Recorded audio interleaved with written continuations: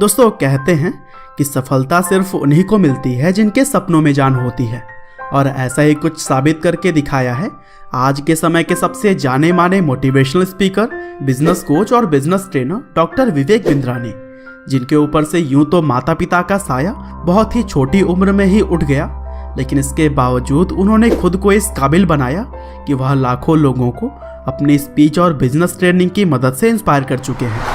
और दोस्तों आज के इस वीडियो में भी हम जानने वाले हैं डॉक्टर विवेक बिंद्रा के संघर्ष और सफलता की पूरी कहानी कि किस तरह से एक सन्यासी ने पूरी दुनिया के लाखों लोगों को सफलता की नई दिशा दिखाई। तो दोस्तों इस कहानी की शुरुआत होती है 5 अप्रैल 1978 से, जब विवेक बिंद्रा का जन्म उत्तर प्रदेश के लखनऊ में हुआ था। हालांकि विवेक जब महज 2.5 साल के थे तब उनके पिता की मृत्यु हो गई, और फिर पिता की मृत्यु के बाद से उनकी मां ने दूसरी शादी कर ली, और इस तरह से बचपन में ही विवेक बिंद्रा के सिर से उनके पिता का साया उठ चुका था। हालांकि अब वो अपनी मां के साथ रहने की बजाय अपने दादा और चाची जी के साथ रहने लगे।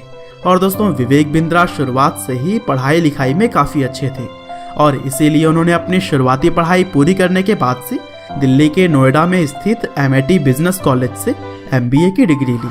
साथ ही विवेक बिंद्रा ने कई सारे इंटरव्यू के माध्यम से यह बताया कि उन्हें खेलों का शौक भी शुरू से ही है, क्योंकि अगर उनके जीवन में खेल नहीं होते तो जिस तरह से उनका समय काफ़ी सारे संघर्षों से गुजरा है वह आसानी से आगे नहीं बढ़ता।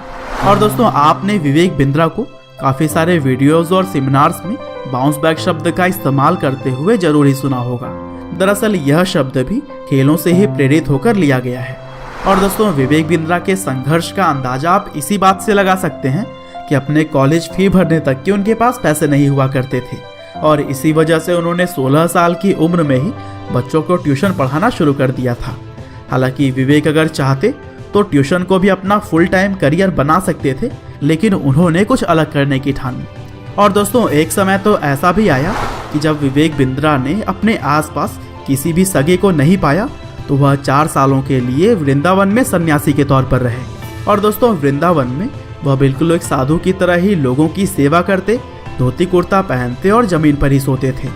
हालांकि मानसिक तौर पर काफ़ी सारे प्रॉब्लम्स से गुजर रहे डॉक्टर विवेक बिंद्रा को शांति देने के लिए उनके गुरु ने उन्हें गीता पढ़ने की सलाह दी, और अब उनके वीडियोस में भी हम गीता के ज्ञान को लोगों तक पहुंचाते हुए उन्हें देख सकते हैं। हालांकि विवेक बिंद्रा जी का मानना है कि गीता कोई धार्मिक किताब नहीं है, बल्कि यह जीवन को किस तरीके से जीना है इस बात को सिखाती है। और विवेक बिंद्रा का यह मानना है कि वह आज जितने भी सफल हैं उसमें गीता के ज्ञान का भी काफ़ी महत्व है। हालांकि आगे चलकर गुरु के आदेश को मानते हुए विवेक बिंद्रा जी ने बिजनेसमैन बनने का फैसला किया। साथ ही उन्होंने यह निर्णय लिया कि जो भी लोग पैसों के अभाव में एक सफल बिजनेसमैन नहीं बन पाते हैं वह उनकी सहायता करेंगे। और दोस्तों यही वह आदमी है जिसे कि हम एक सफल motivational speaker, business coach, business trainer और एंटरप्रेन्योर के रूप में देखते हैं।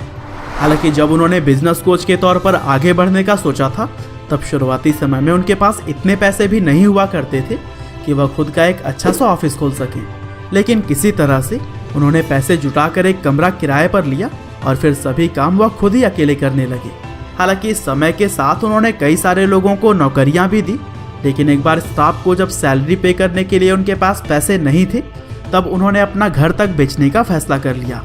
और दोस्तों कुछ इसी तरह से ही आज कई सारे संघर्ष और परेशानियों का सामना करते हुए डॉक्टर विवेक बिंद्रा ने उस मुकाम को छुआ है कि लाखों लोग और हजारों कंपनियां उन्हें अपना आइडल मानती है, और उनके द्वारा यूट्यूब पर बनाए गए चैनल के जरिए भी करोड़ों लोग अच्छी बातें सीखते हैं।